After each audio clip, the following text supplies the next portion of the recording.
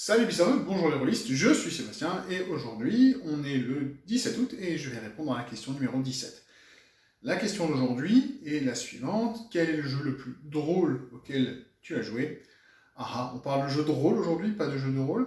Et la réponse elle est simple, j'en ai parlé il y a quelques jours, c'était Tunnels and Trolls.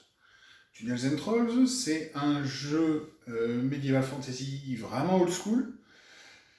Et ce qui était vraiment génial dans cette partie, dans ce jeu-là, c'était vraiment un one-shot, c'est le boulot du MJ. Le MJ a réussi à poser une ambiance très sympa, très détendue, un peu satirique, un peu parodique, c'était vraiment rigolo.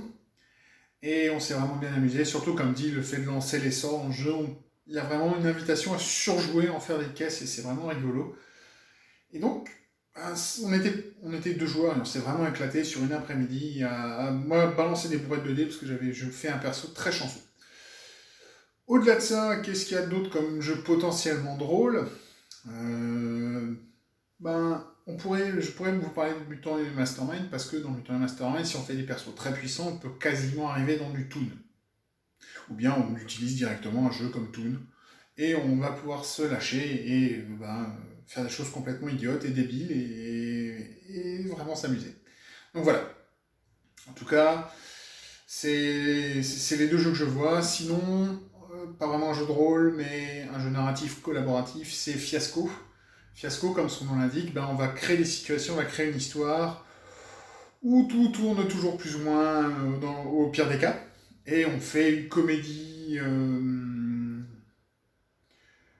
d'échecs, de succession d'échecs comme ça, et ça donne des choses très sympas aussi. On a des accroches, excusez-moi, sur plein de scénarios de situations différentes, d'époques différentes, de lieux différents, donc on peut vraiment se lâcher, on peut faire des histoires très sympas. Le seul truc qui est un peu difficile dans le jeu, c'est qu'il faut trouver les joueurs autour de la table qui sont dans le même état d'esprit que vous, parce que s'il y en a qui jouent différemment, donc genre s'il y en a qui jouent vraiment pour que son perso sorte haut la main de ce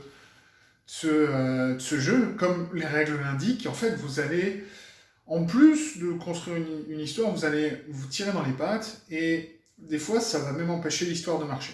J'ai déjà eu une partie comme ça, où les joueurs ont joué pour eux, pour faire le maximum de points, parce que oui, il faut des points, et ça a tué l'histoire.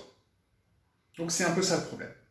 C'est qu'on met les intérêts personnels au-delà de la création de l'histoire, et donc forcément, le jeu tient pas forcément la route, à moins d'avoir des gens qui sont, comme dit, qui sont prêts à accepter le fait de perdre un ou deux dés qui vont leur représenter leurs points, et pouvoir construire une histoire qui tient la route.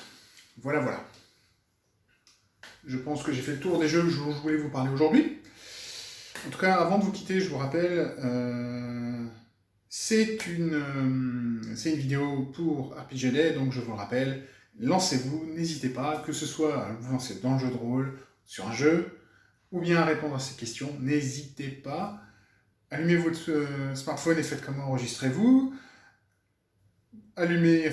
Lancez Audacity et enregistrez-vous si vous n'avez pas de caméra, faites-le à l'écrit et partagez vos productions sur les réseaux sociaux, sur les communautés que vous fréquentez et avec vos amis, vos joueurs, pour leur donner envie, leur faire découvrir votre manière de penser, des nouveaux jeux ou des manières de faire qui pourraient être intéressantes. Voilà. L'important c'est ça, c'est de déclencher de l'intérêt et du dialogue.